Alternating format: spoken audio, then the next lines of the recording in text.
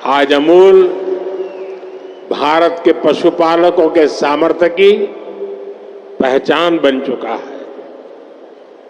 अमूल यानी विश्वास, अमूल यानी विकास, अमूल यानी जन भागीदारी, अमूल यानी किसानों का सशक्तिकरण, अमूल यानी समय के साथ आधुनिकता का समावेश, अमूल यानी आत्मनिर्भर भारत की प्रेरणा, अमूल यानी बड़े सपने, बड़े संकल्प और उससे भी बड़ी सिद्धियां। आज दुनिया के 50 से ज्यादा देशों में अमूल के प्रोडक्ट को निर्यात किया जाता है। 18,000 से ज्यादा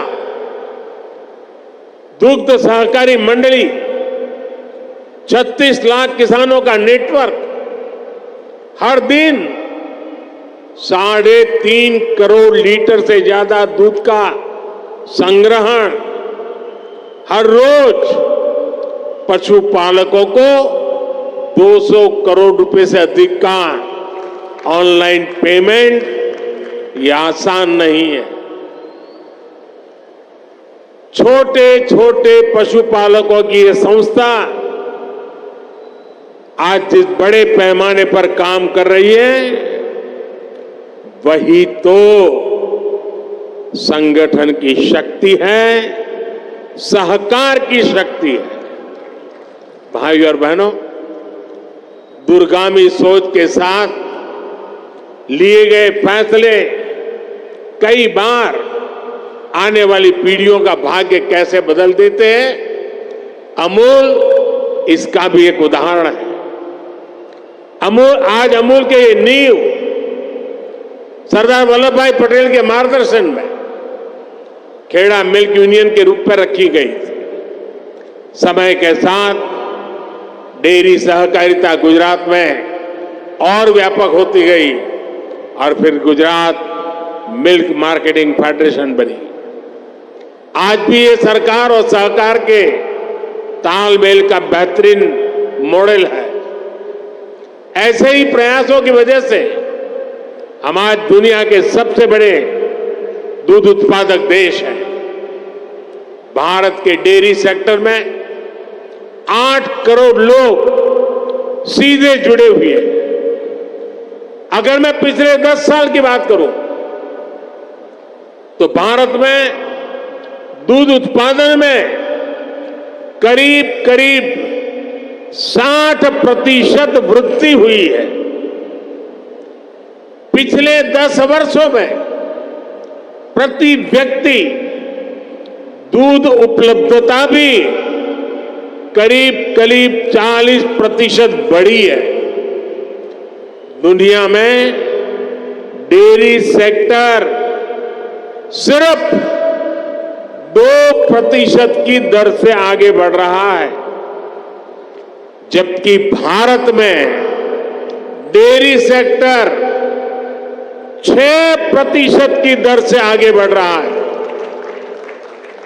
साथियों, भारत के डेयरी सेक्टर की एक सबसे बड़ी विशेषता है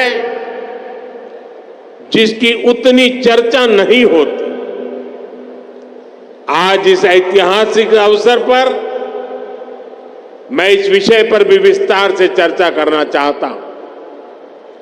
भारत में 10 लाख करोड़ रुपए के टर्नओवर वाले डेयरी सेक्टर की मुख्य कर्ता धर्ता देश की नारी शक्ति है। हमारी माताएं हैं, हमारी बहनें हैं, हमारी बेटियां हैं। आज देश में धान, गेहूं और गन्ने को भी मिला दें तो भी इन फसलों का टर्नओवर 10 लाख करोड़ रुपए नहीं होता, जबकि 10 लाख करोड़ टर्नओवर वाले डेयरी सेक्टर में 70% काम करने वाली हमारी माताएं, बहनें, बेटियां भारत के डेयरी सेक्टर की असली रीढ़, असली बैकबोन यही महिला शक्ति है। आज अमूल सफलता की जिस ऊंचाई पर है वो सिर्फ और सिर्फ महिला शक्ति की वजह से है। आज जब भारत विमेन लेड डेवलपमेंट के मंत्र के साथ आगे बढ़ रहा है तो भारत के डेयरी सेक्टर की ये सफलता उसके लिए एक बहुत बड़ी प्रेरणा है। मैं मानता हूं कि भारत को विकसित बनाने के लिए भारत की प्रत्येक महिला की आर्थिक शक्ति बढ़नी उतनी ही आवश्यकता है। इसलिए हमारी सरकार आज महिलाओं की आर्थिक शक्ति बढ़ाने के लिए भी चौतरफा काम कर रही है। मुद्रा योजना के तहत सरकार ने जो 30 लाख करोड़ रुपए से ज्यादा की मदद दी है उसकी करीब 70% लाभार्थी बहनें, बेटियां ही है। सरकार के प्रयास से पिछले 10 साल में महिला सेल्फ हेल्प ग्रुप से जुड़ी महिलाओं की संख्या 10 करोड़ को पार कर गई है। पिछले 10 साल में भाजपा सरकार ने इन्हें 6 लाख करोड़ रुपए से अधिक की आर्थिक मदद दी। सरकार ने पीएम आवास योजना के तहत देश में जो 4 करोड़ से ज्यादा घर दिए हैं उनमें से ज्यादातर घर भी महिलाओं के नाम है। ऐसी अनेक योजनाओं की वजह से आज समाज में महिलाओं की आर्थिक भागीदारी बढ़ी है। आपने नमो ड्रोन दीदी अभियान के बारे में जरूर सुना होगा। इस अभियान के तहत अभी शुरुआत में गांव के स्वयं सहायता समूहों को 15,000 आधुनिक ड्रोन दिए जा रहे हैं। ये आधुनिक ड्रोन उड़ाने के लिए नमो ड्रोन दीदियों को ट्रेनिंग भी दी जा रही है। वो दिन दूर नहीं जब गांव-गांव में नमो ड्रोन दीदियां कीटनाशक छिड़कने से लेकर खाद छिड़कने में भी सबसे आगे रहेगी। साथियों, मुझे खुशी है कि यहां गुजरात में भी हमारी डेयरी सहकारी समितियों में महिलाओं की संख्या लगातार बढ़ रही है। मुझे याद है जब मैं गुजरात में था तो हमने डेयरी सेक्टर से जुड़ी महिलाओं के लिए एक और बड़ा काम किया था। हमने सुनिश्चित किया कि डेयरी का पैसा हमारी बहनों बेटियों के बैंक खातों में सीधा जमा हो। मैं आज इस भावना को विस्तार देने के लिए भी अमूल की प्रशंसा करूंगा। हर गांव में माइक्रो एटीएम लगने से पशुपालकों को पैसा निकालने के लिए बहुत दूर जाने की जरूरत नहीं पड़ेगी। आने वाले समय में पशुपालकों को रुपे क्रेडिट कार्ड देने भी उसकी भी योजना है। पायलट प्रोजेक्ट के तौर पर पंचमहाल और बनासकांठा में इसकी शुरुआत भी हो चुकी है। भाई और बहनों, गांधी जी कहते थे कि भारत की आत्मा गांवों में बसती है। विकसित भारत के निर्माण के लिए भारत की ग्रामीण अर्थव्यवस्था का सशक्त होना जरूरी है। पहले केंद्र में जो सरकारें रही वो ग्रामीण अर्थव्यवस्था की जरूरतों को टुकड़ों में देखती थी। हम गांव के हर पहलू को प्राथमिकता देते हुए काम को आगे बढ़ा रहे हैं। हमारा फोकस है छोटे किसान का जीवन कैसे बेहतर हो। हमारा फोकस है पशुपालन का दायरा कैसे बढ़े। हमारा फोकस है पशुओं का स्वास्थ्य कैसे बेहतर हो। हमारा फोकस है गांव में पशुपालन के साथ ही मछली पालन और मधुमक्खी पालन को कैसे प्रोत्साहित किया जाए। इसी सोच के साथ हमने पहली बार पशुपालकों और मछली पालकों को भी किसान क्रेडिट कार्ड की सुविधा दी है। हमने किसानों को ऐसे आधुनिक बीज दिए हैं जो जलवायु परिवर्तन का मुकाबला कर सके।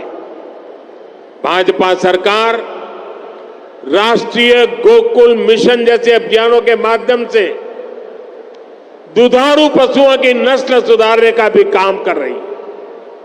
लंबे समय तक फुट एंड माउथ डिसीज, मुंह पका और खरपका हमारे पशुओं के लिए बहुत बड़े संकट का कारण रही। इसी बीमारी के कारण हर साल हजारों करोड़ रुपए का नुकसान आप सभी पशुपालकों को होता है। इसकी रोकथाम के लिए केंद्र सरकार ने पूरे देश में एक मुफ्त टीकाकरण अभियान चलाया। इस अभियान पर 15,000 करोड़ रुपए से ज्यादा खर्च किए जा रहे हैं। इसके तहत 60 करोड़ टीके लगाए जा चुके हैं। हम 2030 तक फुट एंड माउथ डिसीज को जड़ से खत्म करने के लिए काम कर रहे हैं। साथियों, पशुधन की समृद्धि के लिए कल हमारी कैबिनेट की मीटिंग थी। कल जरा कैबिनेट मीटिंग हमने देर रात की थी और कल भाजपा सरकार ने कैबिनेट में बड़े महत्वपूर्ण निर्णय लिए। नेशनल लाइवस्टॉक मिशन में संशोधन करके देसी नस्ल की प्रजातियों को बचाने के लिए नए उपायों की घोषणा हुई है। बंजर जमीन को चारगांव की तरह उपयोग में लाने के लिए भी आर्थिक मदद देने का निर्णय लिया गया है। सरकार ने पशुधन का बीमा कराने में किसान का कम से कम खर्च हो, इसके लिए प्रीमियम की राशि को भी कम करने का फैसला लिया है। ये फैसले पशुओं की संख्या बढ़ाने, पशुपालकों की आय बढ़ाने में और मददगार साबित होंगे। साथियों, हम गुजरात के लोग जानते हैं कि पानी का संकट क्या होता है। सौराष्ट्र में, कच्छ में, उत्तर गुजरात में हमने अकाल के दिनों में हजारों पशुओं को एक स्थान से दूसरे स्थान पर मीलों मीलों चलते जाते देखा है। हमने पशुओं के मरते पशुओं के ढेर, उसकी तस्वीरें भी देखी है। नर्मदा जल पहुंचने के बाद ऐसे क्षेत्रों का भाग्य बदल गया। हम प्रयास कर रहे हैं कि भविष्य में ऐसी चुनौती से ना जूझना पड़े। सरकार ने जो 60,000 से ज्यादा अमृत सरोवर बनाए हैं, वो भी देश की ग्रामीण अर्थव्यवस्था को बहुत मदद करने वाले हैं। हमारा प्रयास है कि गांव में छोटे किसान को आधुनिक टेक्नोलॉजी से भी जोड़े। गुजरात में आपने देखा है कि बीते वर्षों में माइक्रो इरिगेशन का दायरा, टपक सिंचाई का दायरा कई गुना बढ़ गया है। टपक सिंचाई के लिए किसानों को मदद दी जा रही है। हमने लाखों किसान समृद्धि केंद्र स्थापित किए। ताकि किसानों को गांव के निकट ही वैज्ञानिक समाधान मिल सके। जैविक खाद बनाने में किसानों को मदद मिले, इसके लिए भी व्यवस्थाएं बनाई जा रही है। साथियों, हमारी सरकार का जोर अन्नदाता को ऊर्जादाता बनाने के साथ ही उर्वरक दाता बनाने पर भी है। हम किसानों को सोलर पंप दे रहे हैं, खेत की मेड़ पर ही छोटे छोटे सोलर प्लांट लगाने के लिए मदद दे रहे हैं। इसके अलावा गोवर्धन योजना के तहत पशुपालकों से गोबर भी खरीदने की व्यवस्था बनाई जा रही है। गोबर से जो हमारे डेयरी प्लांट हैं, वहां बिजली पैदा की जा रही है। बदले में जो जैविक खाद बनती है, वो वापस किसानों को बहुत कम कीमत में उपलब्ध हो रही है। इससे किसान और पशु दोनों को तो लाभ होगा ही, खेत की मिट्टी के स्वाद का भी बेहतर लाभ होगा। अमूल ने बनासकांठा में जो गोबर गैस प्लांट लगाया है, वो इसी दिशा में एक बड़ा कदम है। साथियों, हम ग्रामीण अर्थव्यवस्था में सहकारिता का दायरा बहुत अधिक बढ़ा रहे हैं। इसके लिए पहली बार हमने केंद्र में अलग से सहकारिता मंत्रालय बनाया है। आज देश के 2 लाख से अधिक गांव में सहकारी समितियों का निर्माण किया जा रहा है। खेती हो, पशुपालन हो, मछली पालन हो, इन सभी सेक्टर्स में ये समितियां बनाई जा रही है। हम तो मेड इन इंडिया यानी मैन्युफैक्चरिंग में भी सहकारी समितियों को प्रोत्साहित कर रहे हैं। उनके लिए टैक्स को भी बहुत कम किया गया है।